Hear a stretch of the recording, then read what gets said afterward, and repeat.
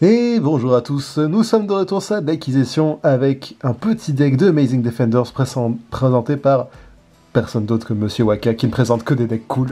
Bonsoir, merci. Je suis très prêt pour cette vidéo, sachant que l'archétype qu'on va couvrir est incroyablement cool. Il y a énormément d'options à faire. Là, ce n'est juste qu'un seul exemple. C'est une liste parmi tant d'autres possibilités. Exactement, c'est que là, on va plutôt faire une version combo Go First avec des guerriers, d'où la présence de Isolde, magnifique, qui a été reprint. J'adore. Trop content. Et du coup, bon, vous verrez ça, mais il y a beaucoup d'autres choses. Libromancer, il y a des engines d'Andrytron, bref, il y a beaucoup de choses. Infernoble, oui. Infernoble aussi, avec... en gros, c'est à peu près ce que je joue, mais avec un petit twist. Alors, premièrement, on va commencer avec la meilleure carte du deck. Toi, de toute façon, tu joues vraiment Mikanko. Moi, je joue vraiment Mikanko. On va commencer avec, du coup, la partie rituelle du deck, avec, du coup, 3 aimés, la meilleure carte du deck. Dans la main, elle peut être plutôt une carte Mikanko, puis on doit discerner une carte. Et sur le terrain, en effet rapide, on peut cibler un monstre qu'on contrôle et l'équiper avec une magie équipement, enfin un monstre sur le terrain, excusez-moi, et l'équiper avec une magie équipement depuis notre cimetière. Une magie équipement appropriée. Ouais, oui, mais bon, ça c'est normal, c'est juste comme ça que le Yu-Gi-Oh fonctionne. Du coup, voilà, juste la meilleure carte, vu qu'elle y a aussi sur que je jouer préparation des rites, et après on a la bonne petite magie rituelle. Honnêtement, elle fait brique plus qu'autre chose, mais contre les match-up backrow, sachant qu'on n'interagit pas beaucoup avec les magies pièges, elle peut juste raser le board, et parce qu'on peut, du coup, invoquer par rituel Oime, puis après on peut détruire un nombre de cartes sur le terrain, inférieur ou égal au nombre de magies d'équipement de noms différents dans notre cimetière. On va envoyer beaucoup de magies d'équipement différentes avec ce deck, et du coup j'ai facilement pété 5 cartes en fait avec cette carte, et ça inflige 1000 de dégâts pour chaque carte détruite. Voilà, du coup oui, il y a la possibilité de one-shot son adversaire avec cette carte, ce qui est absolument hilarant. Voilà. Mikanko FTK, let's go. Mikanko FTK, Aibiju Valkyrie, des trucs comme ça pourrait être hilarant en vrai. Isolde envoie vite, quoi. C'est ça. Ensuite, nous avons les petits monstres. Nous avons Ale et Nini. Du coup, arrête. Les deux ont la même chose. Elles disent que tant qu'elles sont pas équipées, on prend pas de damage de combat quand elles sont attaquées ou quand elles attaquent. Et quand elles sont équipées d'équipement, c'est notre adversaire qui les prend et elles ne peuvent pas être détruites au combat.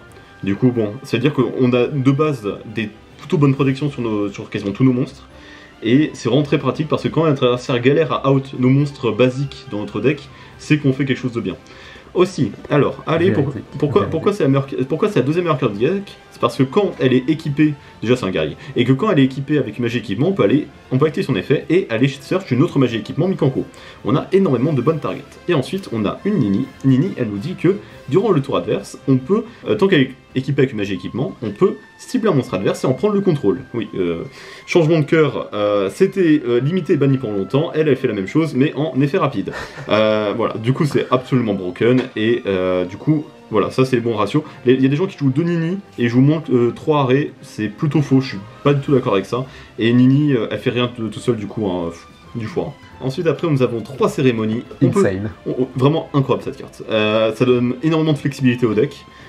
Premièrement, on peut spé un Mikanko depuis notre main, et sachant que on peut aussi spé Oime, comme ça. Oui, on peut. C'est elle la vraie magie rituelle. C'est ça. On a menti depuis le début. C'est vraiment ça. Et ils ont sa petite restriction que le monstre revient à ta main durant la end phase de ton adversaire, ce qui ne pose aucun problème. Et aussi, on peut la bannir pour envoyer une carte Mikanko depuis le deck au cimetière, et ça c'est extrêmement utile, ça m'a sauvé beaucoup de games. Surtout qu'on peut activer les deux effets le même tour. Oui, encore. Ça c'est vraiment fort. Voilà, encore heureux, j'ai envie de dire.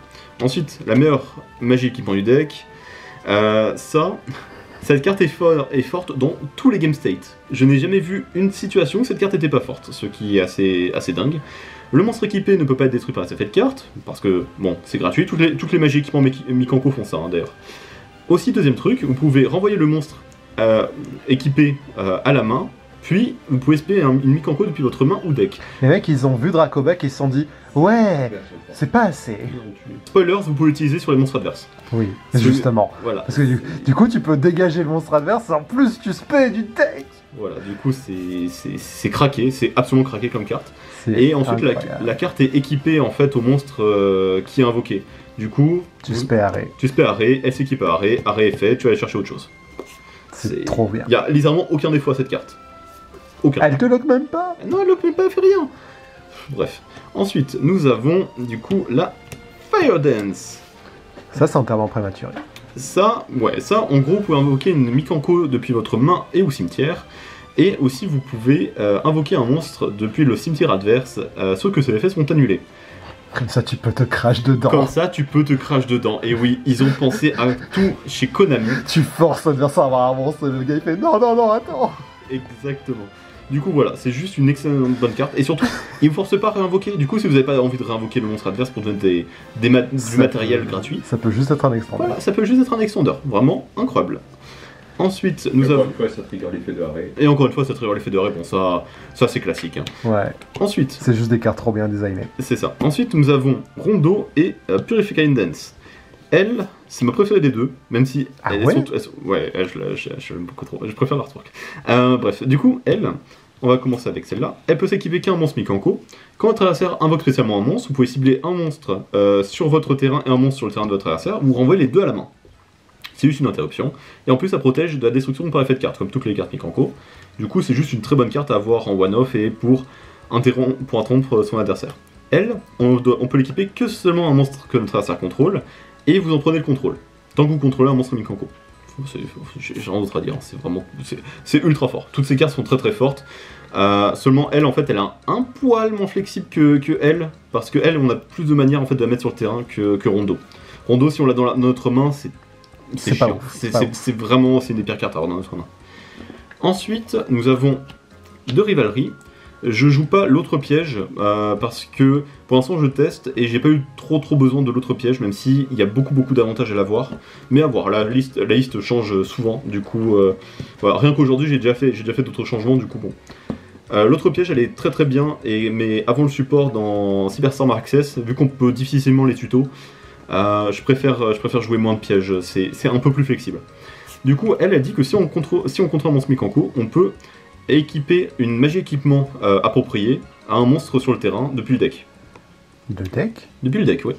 C'est comme ça que je faisais des plays un peu bizarres. Je peux sortir Rondo du deck.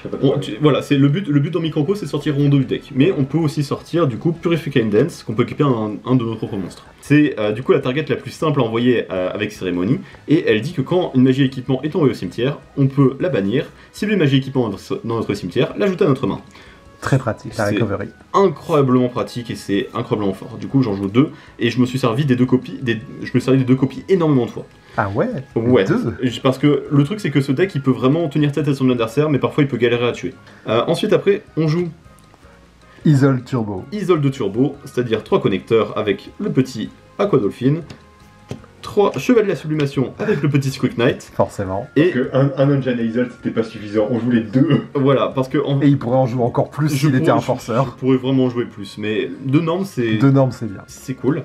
Et puis par-dessus, voilà, on joue un petit Olivier et un petit Renaud pour... Ça, c'est ce que tu spé avec Isolde. Voilà. Non, je spé ce arrêt, mais je peux spé eux, oui, ou sinon je peux les tuto avec des petits Durandal, mais ça je le présenterai après.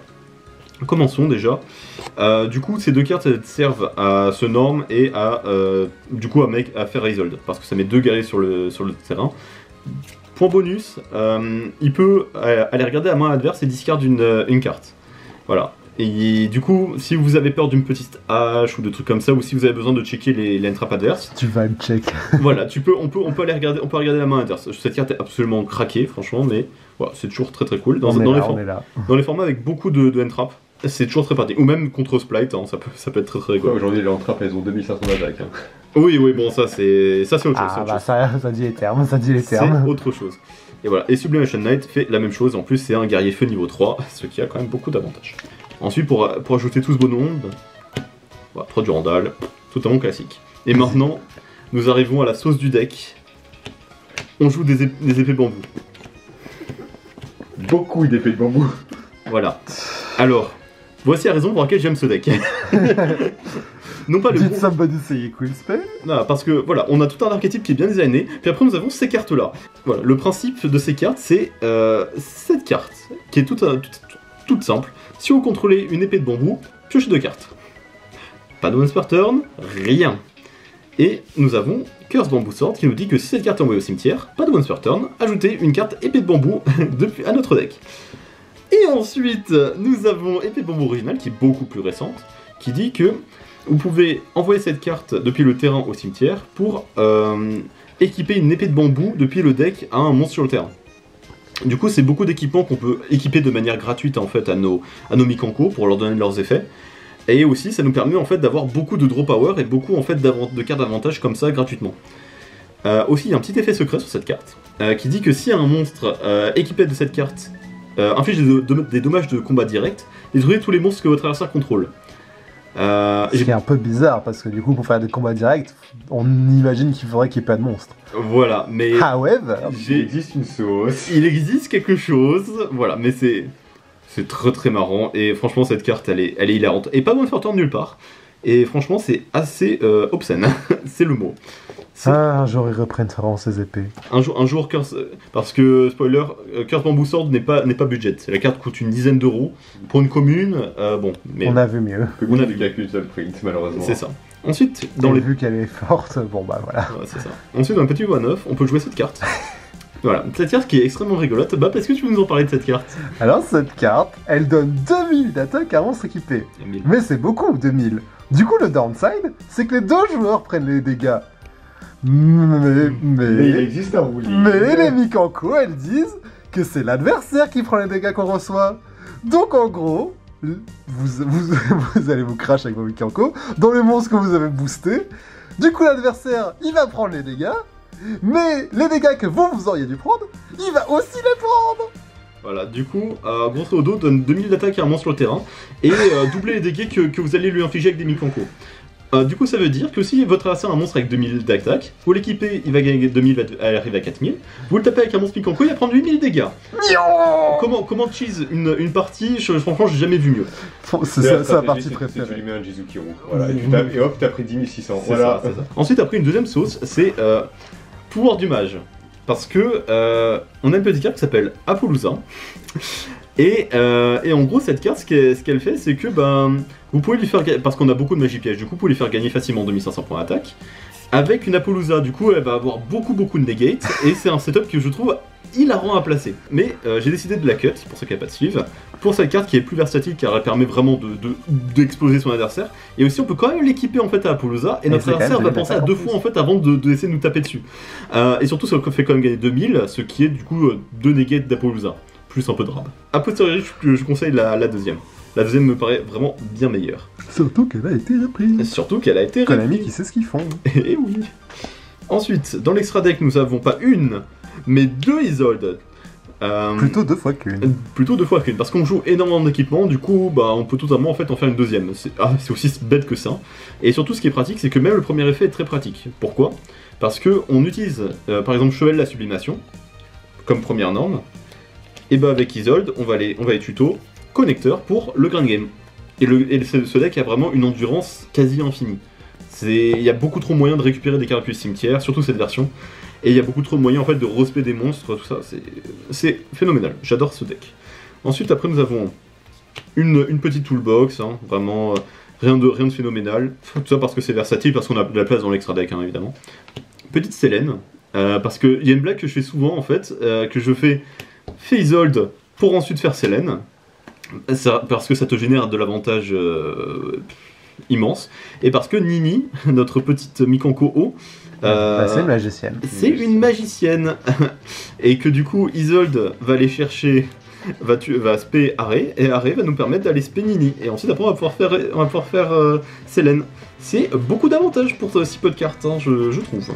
Ouais, vraiment, ils ont bien choisi les types et attributs de ces cartes. C'est ça. Et même celle qui va sortir, celle qui est psychique niveau 3, bon, je passe les détails. Alors, c'est Konami qui fait les gars, là, le clin d'œil.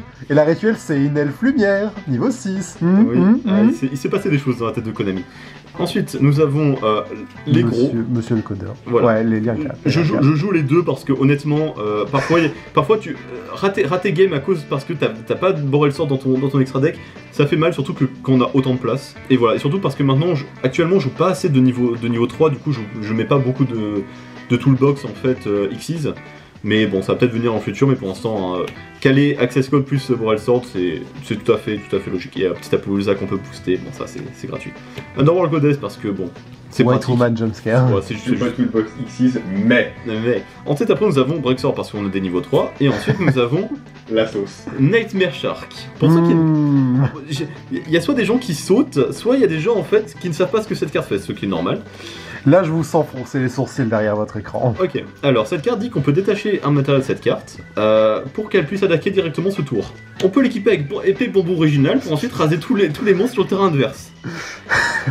Et ensuite, après, on fait Zeus dessus. Vous allez prendre l'âme de votre adversaire en fait. Maxi outil. Voilà, il se passe des choses en fait avec ce combo. Voilà, c'est quelque chose que pour l'instant je l'ai plus utilisé pour faire Zeus, mais même pour faire Zeus c'est incroyablement fort hein, comme combo, je vais pas vous mentir, mais juste le fait de pouvoir cheese et de totalement exploser le board adverse avec effet bambou original, c'est. Effet secret. Ça vaut le détour, c'est incroyablement drôle. Du coup, bon, vous avez vu Zeus, et ensuite après, bon, le petit Hérald et le petit dragon électromécanique. Ça parce que nos Mikanko sont niveau 3 et que Renaud et Olivier deviennent niveau 1 tuner quand ils sont spé. Du coup, on peut facilement faire Hérald et Hérald quand il va se tribute et va toucher le cimetière, on va pouvoir aller les chercher Oime. Et on peut faire Oime plus Renaud pour faire dragon électromagnétique. Après, si t'as pas de vie, tu peux faire l'effet secret de Squeak Knight. Qu'on n'a pas envie d'activer, mais imagine. Ouais.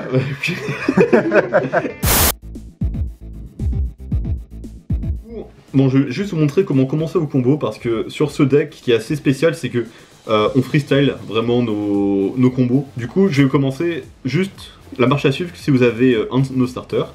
Norme Cheval de la Sublimation. Effet, on peut l'équiper avec Scout Knight depuis le deck. Effet Scout Knight, il se spé. Activez pas l'effet si vous jouez sur simulateur. On vous propose, ne le faites pas, dites non.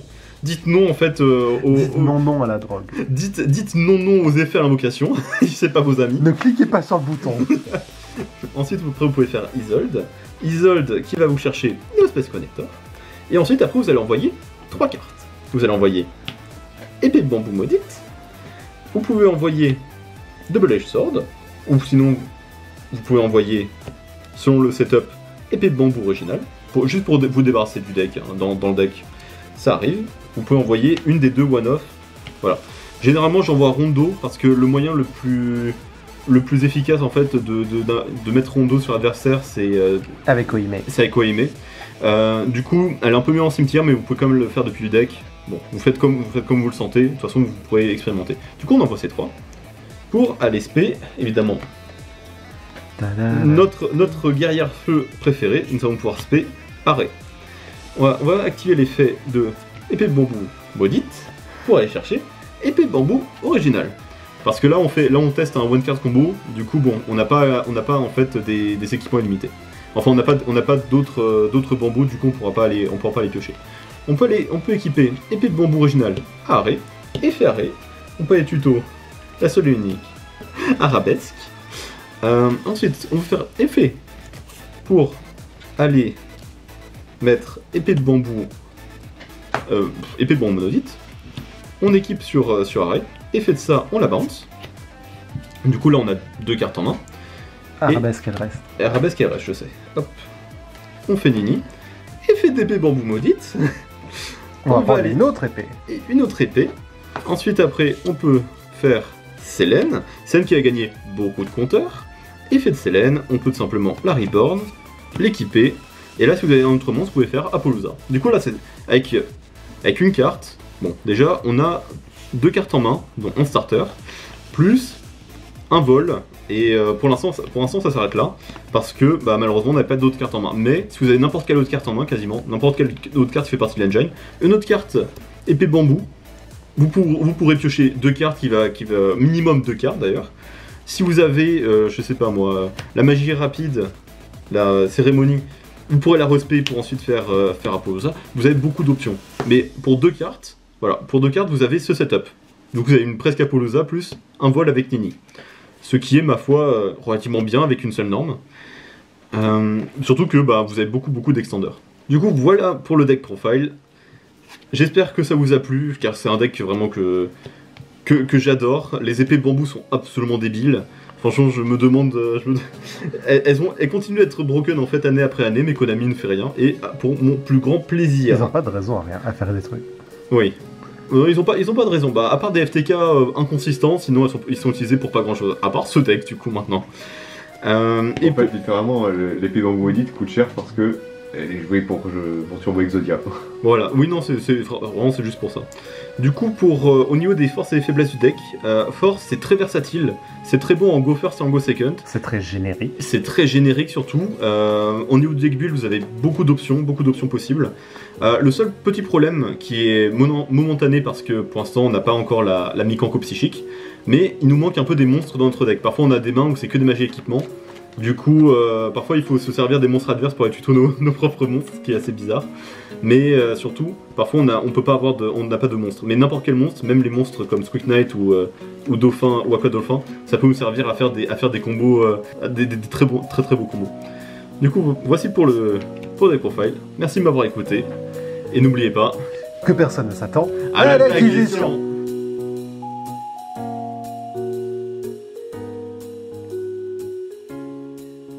Dis donc, Waka, quel sera ton prochain deck profile sur la chaîne? Qu'est-ce que tu prévois pour l'avenir? Parce que je pense que tu as quelques fans sur cette chaîne. Évidemment, il y aura l'update de AGN, mais ça, c'est dans longtemps. Oui, c'est armé. Ouais, AG, c'est pas très pertinent avant Cyberstorm Access. Sûrement du Ninja et Valiant. Valiant, bon, c'est prévu depuis très longtemps. Ça a été tourné d'ailleurs une fois, mais on l'a jamais sorti. J'aurais dû faire ma gueule, moi. Bon, ça arrive, ça arrive. Mais ouais, sûrement Valence quand je serai disponible et sûrement Ninja. Une update Ninja, ça serait vraiment pas mal. N'est-ce pas? Oui, bah oui, le très beau playmat. Eh bien, on se reverra la prochaine fois pour un update de ces decks.